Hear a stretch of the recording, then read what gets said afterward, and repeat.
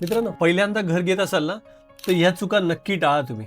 तर पहिली चूक म्हणजे EMI जेव्हा तुम्ही डिसाईड करता, तेव्हा तो सध्याच्या पगारावरती डिसाईड नाही करायचा आहे. कारण की आपण होम लोन घेतलं, तर फक्त EMI हा एकच खर्च नाही वाढत आपला. त्या EMI बरोबर आपला मेंटेनन्स वाढतो, प्रॉपर्टी टॅक्स वाढतो, विजेचं बिल वाढतं.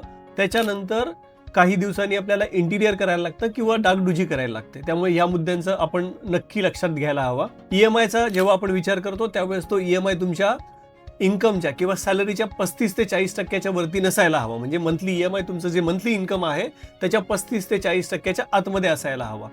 आणि तिसरा म्हणजे महत्त्वाचा मुद्दा, ज्यावेळेस तुम्ही होम लोन घेताय त्यावेळेस शक्य तेवढं जास्त डाऊन पेमेंट करा आणि कमी EMI चालू करा, की जेणेकरून तुम्हाला बाकीचे खर्च ॲडजस्ट करता येतील. आणि ज्यावेळेस तुमचा EMI चालू होईल किंवा तुम्ही नवीन घर घ्याल त्यावेळेस 2-3 गोष्टी जर तुम्ही टाळल्यात तर तुमच्याकडे सेव्हिंग जास्त होईल. म्हणजे एकतर तुम्ही जर तुमचं होम लोन चालू झाल्यावरती बाहेरचं खाणं किंवा बाहेरचं फिरणं टाळलं तर ते पैसे तुम्हाला ॲडिशनल कॉर्पस म्हणून तुमच्याकडे जमा राहतील आणि तुम्हाला तुमच्या पुढच्या फ्युचरमध्ये जर काही अडचण आली तर तुम्हाला EMI भरायसाठी ते पैसे वापरता येईल.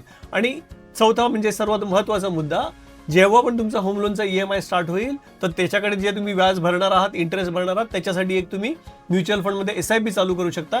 जेवढे वर्ष तुमचं होम लोन चालू आहे, 15 वर्ष, 20 वर्ष, तेवढ्या पिरियडसाठी तुम्ही त्या EMIच्या 20% किंवा 15% SIP चालू केली तर तुम्हाला पुढचा तुमचा जो इंटरेस्ट आहे तो सगळा परत मिळेल काही वर्षांनी. तुम्हालाही जर अशी काही फायनान्शियल इन्फॉर्मेशन हवी असेल किंवा म्युच्युअल फंड बद्दल काही जाणून घ्यायचं असेल तर मला खाली दिलेल्या नंबरवरती संपर्क साधा. Thank you. Disclaimer. Mutual funds are subject to market risk. Please read the offer document carefully.